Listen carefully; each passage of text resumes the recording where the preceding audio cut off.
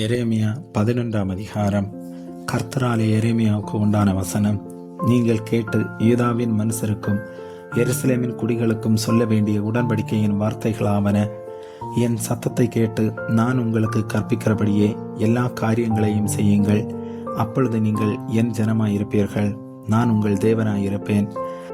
நான் உங்கள் பிதாக்களை இரும்பு காலவாயாகிய எகிப்து தேசத்திலிருந்து புறப்பட பண்ணின நாளிலே அவர்களுக்கு கற்பித்த இந்த உடன்படிக்கையின் வார்த்தைகளை கேளாத மனுஷன் சபிக்கப்பட்டவன் என்று இஸ்ரவேலின் தேவனாகிய கர்த்தர் உரைக்கிறார் என்று அவர்களுக்கு சொல்லு.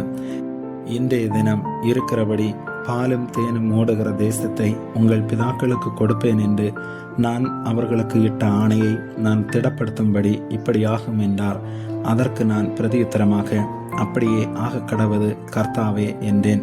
அப்பொழுது கர்த்தர் என்னை நோக்கி, நீ யூதாவின் பட்டணங்களிலும் எருசலேமின் வீதிகளிலும் இந்த வார்த்தைகளை எல்லாம் கூறி, இந்த உடன்படிக்கையின் வார்த்தைகளை நீங்கள் கேட்டு அவைகளின்படியே செய்யுங்கள். நான் உங்கள் பிதாக்களை எகிப்து தேசத்திலிருந்து வரப்பண்ணின நாள் முதல் இந்நாள் மட்டும் நான் அவர்களுக்கு திட சாட்சியாய் என் சத்தத்தை கேளுங்கள் என்று ஏற்கனவே சாட்சி வழங்கத்தக்க விதமாய் எச்சரித்து வந்தேன். ஆனாலும் அவர்கள் கேளாமலும் தங்கள் செவியை சாயாமலும் போய் அவரவர் தம் தம் பொல்லாத இருதய கடினத்தின்படி நடந்தார்கள். ஆதலால் நான் அவர்கள் செய்யும்படி கட்டளையிட்டதும் அவர்கள் செய்யாமற் போனதுமான இந்த உடன்படிக்கையின் வார்த்தைகளை எல்லாம் அவர்களுக்கு பலிக்க பண்ணுவேன் என்று சொல் என்றார். பின்னையும் கர்த்தர் என்னை நோக்கி, யூதாவின் மனுஷருக்குள்ளும் எருசலேமின் குடிகளுக்குள்ளும் ஒரு கட்டுப்பாடு காணப்படுகிறது. அவர்கள் என் வார்த்தைகளை கேட்க மாட்டோம் என்று அந்நிய தேவர்களை சேவிக்க அவைகளை பின்பற்றி தங்களுடைய முன்னோர்களின் அக்கிரமங்களுக்கு திரும்பினார்கள். நான் தங்கள் பிதாக்களோடே பண்ணின உடன்படிக்கையை இஸ்ரவேல் குடும்பத்தாரும் யூதா குடும்பத்தாரும் மீறி போட்டார்கள். ஆகையினால் இதோ அவர்கள் தப்பித்து கொள்ள மாட்டாத தீங்கை அவர்கள் மேல் வர பண்ணுவேன். அப்பொழுது என்னை நோக்கி கூப்பிடுவார்கள், நான் அவர்களை கேளாதிருப்பேன் என்று கர்த்தர் சொல்லுகிறார். அப்பொழுது யூதா பட்டணங்களின் மனுஷரும் எருசலேமின் குடிகளும் போய் தாங்கள் தூபம் காட்டியிருந்த தேவர்களை நோக்கி கூப்பிட்டும் அவைகள் அவர்களுடைய ஆபத்து காலத்தில் அவர்களை ரட்சிப்பதில்லை. யூதாவே, உன் பட்டணங்களின் இலக்கமும் உன் தேவர்களின் இலக்கமும் சரி, எருசலேமுடைய வீதிகளின் இலக்கமும் நீங்கள் பாகாலுக்கு தூபம் காட்டும்படி அந்த இலச்சையான காரியத்துக்கு ஸ்தாபித்த பீடங்களின் இலக்கமும் சரி. ஆதலால் நீ இந்த ஜனத்துக்காக விண்ணப்பம் பண்ண வேண்டாம், அவர்களுக்காக மன்றாடவும் கெஞ்சவும் வேண்டாம். அவர்கள் தங்கள் ஆபத்து நிமித்தம் என்னை நோக்கி கூப்பிடும் காலத்திலே நான் அவர்களை கேளாதிருப்பேன். துர்சனரோடு மகா தீவினை செய்யும் போது என் பிரியமானவர்களுக்கு என் வீட்டில் என்ன இருக்கிறது? பரிசுத்த மாம்சத்தை உன்னை விட்டு தாண்டி போக பண்ணுவார்கள். உன் பொல்லாப்பு நடக்கும்போது நீ களி கூறுகிறாயே. நல்ல கனி உண்டாயிருக்கிற நேர்த்தியும் பச்சையுமான ஒலிவ மரம் என்னும் பேரை கர்த்தர் உனக்கு இட்டார்.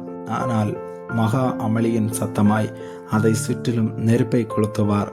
அதன் கொம்புகள் முறிக்கப்பட்டது. பாகாலுக்கு தூபம் காட்டுகிறதுனாலே எனக்கு கோபம் உண்டாக்க இஸ்ரவேல் குடும்பத்தாரும் யூதா குடும்பத்தாரும் தங்களுக்கு கேடாக செய்த பொல்லாப்பு நிமித்தம் உன்மேல் தீங்கை வர பண்ணுவேன் என்று உன்னை நாட்டின சேனைகளின் கர்த்தர் சொல்லுகிறார். அதை கர்த்தர் எனக்கு அறிவித்ததினாலே அறிந்து கொண்டேன். அவர்களுடைய செய்கைகளை அப்பொழுது எனக்கு தெரிய காட்டினர். மரத்தை அதன் கனிகளோடும் கூட அழித்து போடுவோம் என்றும் அவன் ஜீவனுள்ளவருடைய தேசத்தில் இராமலும் அவன் பேர் இனி நினைக்கப்படாமலும் போக அவனை சங்கரிப்போம் என்றும் எனக்கு விரோதமாய் ஆலோசனை பண்ணினார்கள் என்பதை அறியாதிருந்து நான் அடிக்கப்படுவதற்கு கொண்டு போகப்படும் சாதுவான ஆட்டுக்குட்டியைப் போல இருந்தேன். சேனைகளின் கர்த்தாவே, உள்ளிந்திரியங்களையும் இருதயத்தையும் சோதித்தருகிற நீதியுள்ள நியாயாதிபதியே, நீர் அவர்களுக்கு நீதியை சரி கட்டுகிறதை பார்ப்பேனாக. என் வழக்கை உமக்கு வெளிப்படுத்தி விட்டேன் என்றேன். ஆதலால் நீ எங்கள் கையினாலே சாகாதபடிக்கு கர்த்தருடைய நாமத்தினாலே தீர்க்க தரிசனம் சொல்ல வேண்டாம் என்று சொல்லி உன் பிராணனை வாங்க தேடுகிற ஆனதோத்தின் மனுஷரை குறித்து கர்த்தர் சொல்லுகிறார். இதோ இது நிமித்தம் உங்களை விசாரிப்பேன். இள வயதுள்ளவர்கள் பட்டயத்தாலே சாவார்கள், அவர்கள் குமாரரும் அவர்கள் குமார்த்தைகளும் பஞ்சத்தாலே சாவார்கள். அவர்களில் மீதியாய் இருப்பவர்கள் இல்லை. நான் ஆனதோத்தின் மனுஷரை விசாரிக்கும் வருஷத்திலே அவர்கள் மேல் ஆபத்தை வரப்பண்ணுவேன் என்று சேனைகளின் கர்த்தர் சொல்லுகிறார். ஆமென்.